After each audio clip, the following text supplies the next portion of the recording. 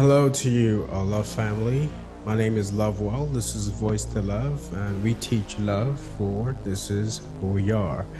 I'm joined here by our guest host, Aurelie, who's here as usual, as per normal, to help me out with the topic we're going to discuss this episode, which is really interesting and fascinating to both of us because we've seen how this specific subject we are going to talk about has affected a lot of people in their social environments, in their working environments. And what we're breaking down in this particular case is how the media negatively influences people regarding alcohol and drug use, and how people can basically protect themselves from such media influence.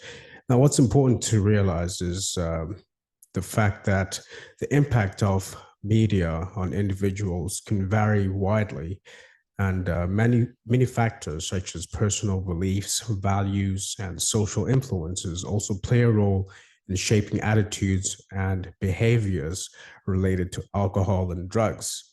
Additionally, media can positively and negatively influence perceptions and behaviors, and depending on the context and messaging, public health efforts often aim to use media to educate and inform the media, in fact, inform the public about the risks of substance abuse while also promoting healthy behaviors and recovery. Okay, so certainly there are a lot of issues that we can look at in this particular case, especially the negative impact. And regarding alcohol and drug use, along with strategies and how individuals can protect themselves from such influence, we're going to get straight into it. The first one in this particular case is glamorization, where you notice that the media often portrays, and this happens so many times, it portrays alcohol and drug use as exciting, as rebellious, as glamorous, which can make it seem more appealing, which is obviously the opposite of what that really is. And to your love family, just remember that when you engage, in life, in any kind of situation whatsoever, especially socially at school, at work, just remember that what's happening when you see people engaging is something that is linked to that main reason, the glamorization, which makes it look like it's a great lifestyle when in fact it's just a facade, and it's nothing authentic, because behind the scenes, a lot of people tend to have a lot of side effects and have a lot of issues related to trying to be the king or the queen in front of everyone, basically just acting. Then you Mm, get normalization, which is another massive, issue around, drug and alcohol use.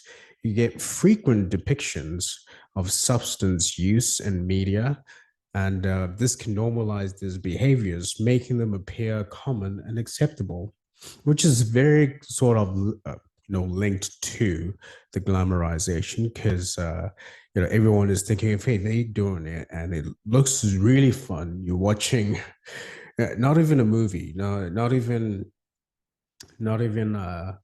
like a film or people acting, people in real life doing this, and you just get footage of people showing what they're actually doing at that time, and it just seems that they're having a great time, but that actually isn't the case at all.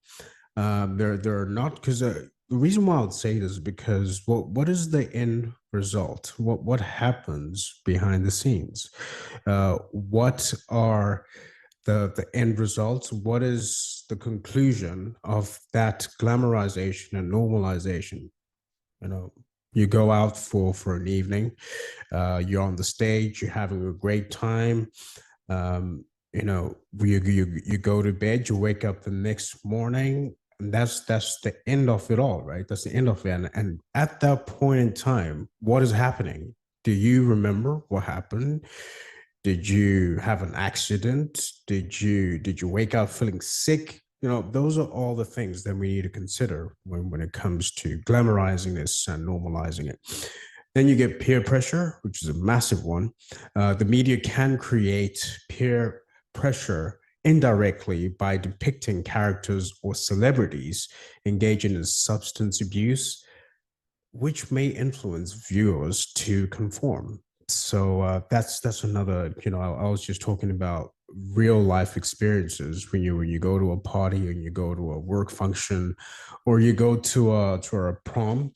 As high school students leaving high school, going to college, or just celebrating something, celebrating an event, celebrating a birthday, celebrating New Year's Eve, a New Year.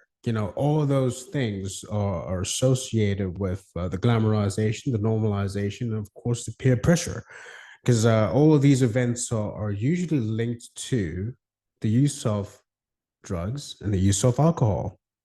All right, then you got product placement, subtle or overt production placement in movies and TV shows can promote specific brands of alcohol or drugs. And what it really comes down to, I wouldn't say it's subtle. It's actually a bombardment of this kind of information. And what I always relate to is the fact that a picture can depict a thousand different things in a person's mind.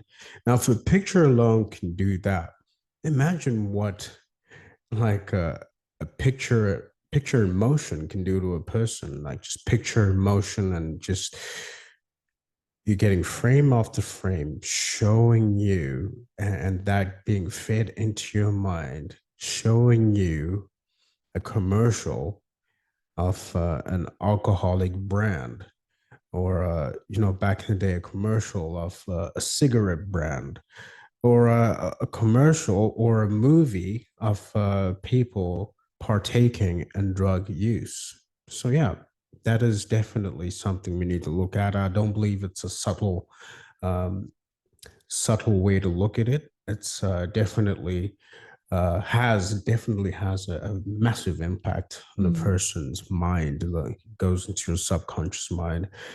Before you know it, it's just building up and building up. And one day you just think to yourself, "What am I going to do? Am I going to check these guys out and just sit back and relax, or am I going to partake? Because I've seen it on TV, I've seen it on commercials, I've seen my friends doing it, I've seen, Yourself yeah, doing it? well, yeah, but We no, all no, I'm confronted just this situation, yes. yeah. So yeah, what I'm basically saying in this case is, for somebody who hasn't done it yet, because we're talking about people who haven't actually had the experience Mm. and who are thinking, but why is this? Why are they glamorizing this? Why are they normalizing it? There's peer pressure behind it, Mm. and there's so many commercials behind it.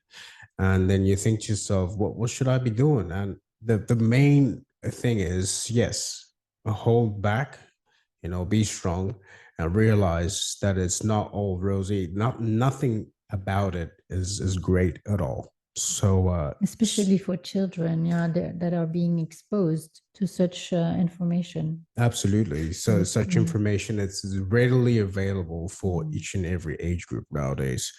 And of course, you get misinformation, so much misinformation, inaccurate or biased information about substances can mislead mm, individuals about the effects and risks. Then you get desensitization, a repeated exposure to substance use and media can desensitize people to the dangers and consequences associated with them. All right. So the desensitization is more in line with the normalization and the glamorization. It's kind of like the same kind of theme of wording, same kind of context. If you try to work around it, you realize it's actually really a trick on your mind. mm, Basically, at the end of the day, it's really a trick on your mind. And yeah, so basically, what we're going to do here is look at ways ways. that you can protect yourself. I'm going to hand this over to Aurelie to look into this. And this is so important for your love family to pay attention to this, because this is how you can basically work around all these traps that we are surrounded with on a day-to-day basis.